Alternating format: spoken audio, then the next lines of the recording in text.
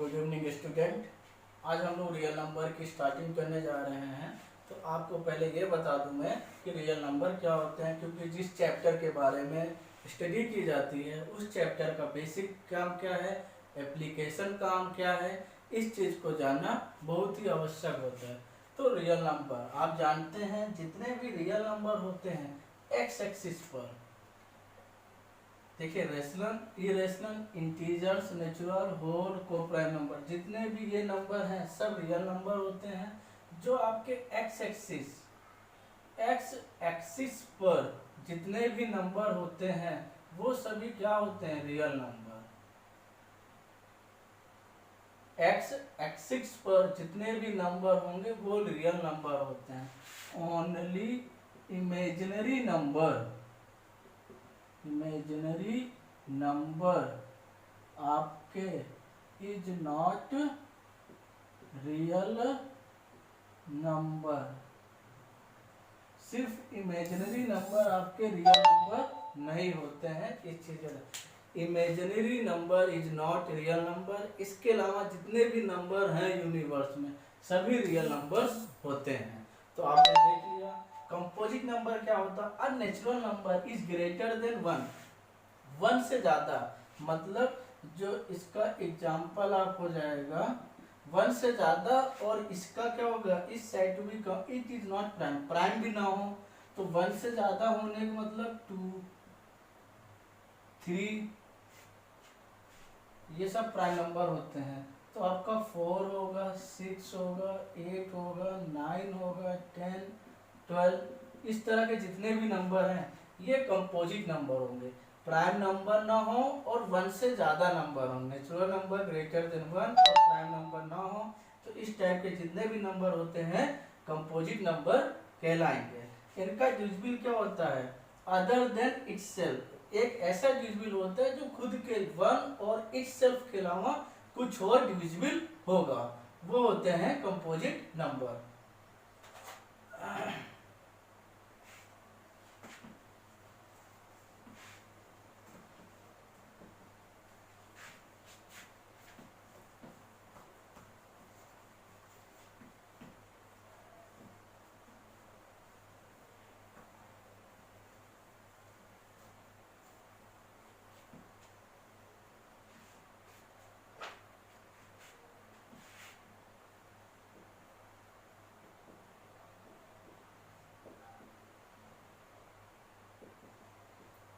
को prime number देखिए क्या होते हैं।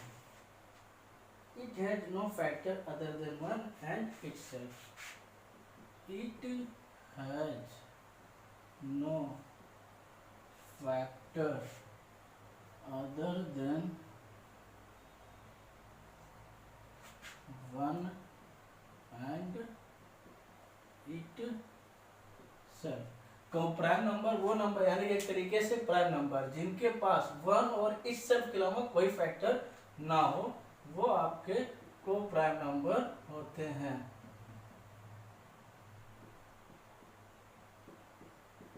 ये सब आपके को प्राइम नंबर।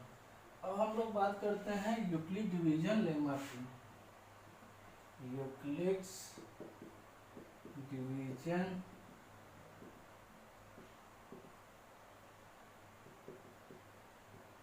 एल्गोरिथम की बात करते हैं। यूक्लिड डिवीजन एल्गोरिथम क्या होती है, ये होती है a=bq प्लस r, जहाँ पर जो r है वो greater than b but a larger इधर। ये होता है Euclid division. a=bq plus r where r is greater than equal to r less than b। r की वैल्यू 0 से ज्यादा होगी, इक्वल होगी, b से कम होगी, but a is greater than b। ये आया कहां से वो आप देख लीजिए। आपको पता है dividend equal to divisor into quotient plus remainder. ये हमने 9th क्लास में पढ़ा था। Dividend equal to divisor into quotient plus remainder. तो ये वाली थ्योरम से ये वाली थ्योरम आपकी बनी है एल्गोरिथम। तो ये जो डिवाइडेंड ए हो गया आपका, डिवीजर बी हो गया, ये क्यू हो गया, ये आर हो गया। इससे ये चीज बनी है। और आपका इसका कुछ एक बेसिक फॉर्मेट में आपको बता दूं क्या होता है। इफ आर यानी कि रिमाइंडर आपका 0 आ जाता है, देन एल्गोरिथम विल बी इन।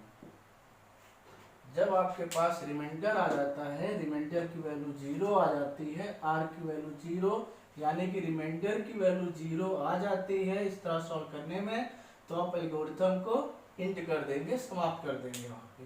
इस चीज का जब तक रिमाइंडर 0 नहीं आता तब तक हम एल्गोरिथम को अप्लाई करते रहते हैं। ये इसके बेसिक फॉर्मेट है, आप देख लीजिए। कोई डाउट है किसी बच्चों को तो पूछ लीजिए। अब हम लोग एक्सरसाइज चलते हैं, क्वेश्चंस करते हैं।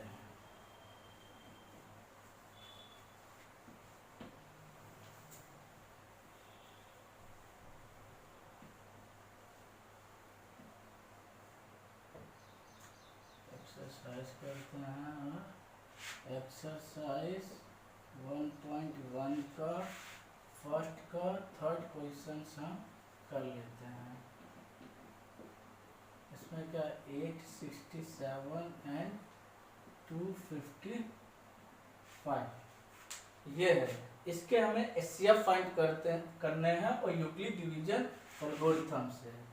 तो आप यहाँ पे यूक्लिड डिवीजन एल्गोरिथम प्राप्त करने के लिए, अप्लाई करने के लिए पहले आप चेक करोगे ग्रेटर कौन है। 867 greater than 255। So A equal to 867, B equal to 255, ये आपको मिल जाएगी। पहले तो आप कंपेरिजन करेंगे, जो वैल्यू ग्रेटर होगी वो A, जो लेस वो B। By Euclid's division algorithm. Euclid division algorithm क्या कहती है, A equal to B Q plus R, और R क्या होगा B से लेस। A आपको पता क्या है 867, B क्या है 255। अब इसको डिवाइड कर लीजिए, जो अगर आपको ऐसे नहीं पता चलता है तो आप ऐसे डिवाइड कर लीजिए।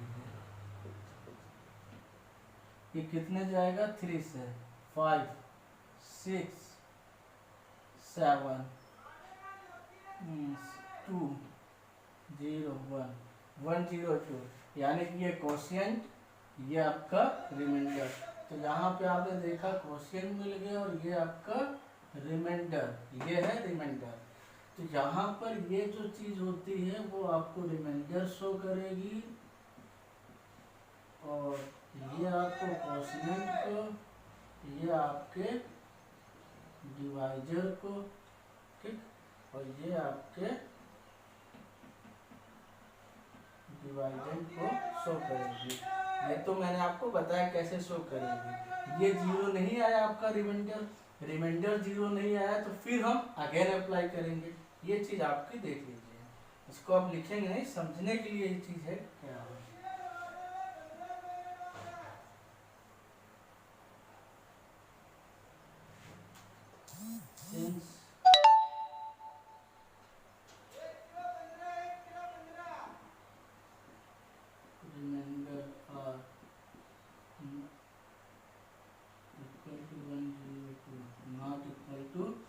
क्या है। रिमाइंडर 102 है, जो कि नॉट इक्वल टू 0 है। 0 नहीं है फिर अप्लाई करोगे।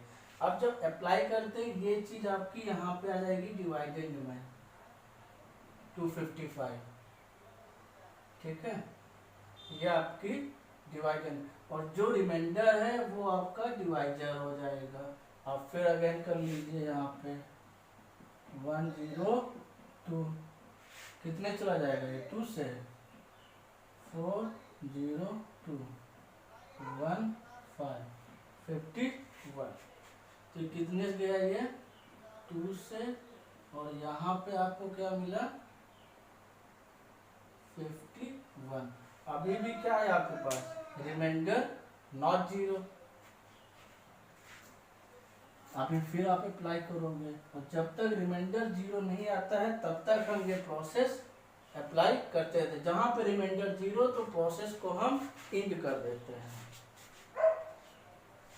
ठीक है, रिमाइंडर जीरो आने पर प्रोसेस को हम लोग, अगर ये जीरो आ जाएगा तो प्रोसेस इंड, जब तक जीरो ये चीज नहीं आती तब तक हम अप्लाई करते रहते हैं।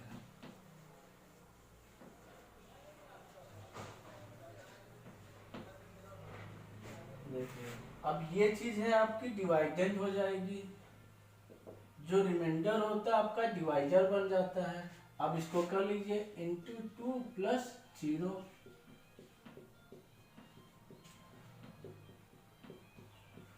ये आपका क्वेश्चन, ये आपका क्या है रिमाइंडर। ठीक है, रिमाइंडर मिल गया जीरो, तो इसका मतलब since remainder are equal to zero so algorithm will be end. Remainder zero मिल गया तो आप एल्गोरिथम अब एंड हो गए। अब आपके पास जो ये आंसर मिलता है ये आपका एससीएफ मिलता है। सो एससीएफ इक्वल टू बी होता है और बी ही आपको क्या मिला है 51। ये है जो यूक्लिड डिवीजन लेमा में एससीएफ होता है वही आपको बी देता है, और यूक्लिड डिवीजन लेमा का जो एप्लीकेशन होता है एससीएफ फाइंड करने के लिए ही होता है। तो ये चीज ध्यान दीजिएगा, जो बी होता है वही आपका एससीएफ मिलता है, यानी जो कोशिएंट डिवाइजर मिलेगा वही आपका एससीएफ हो जाता है। देयरफॉर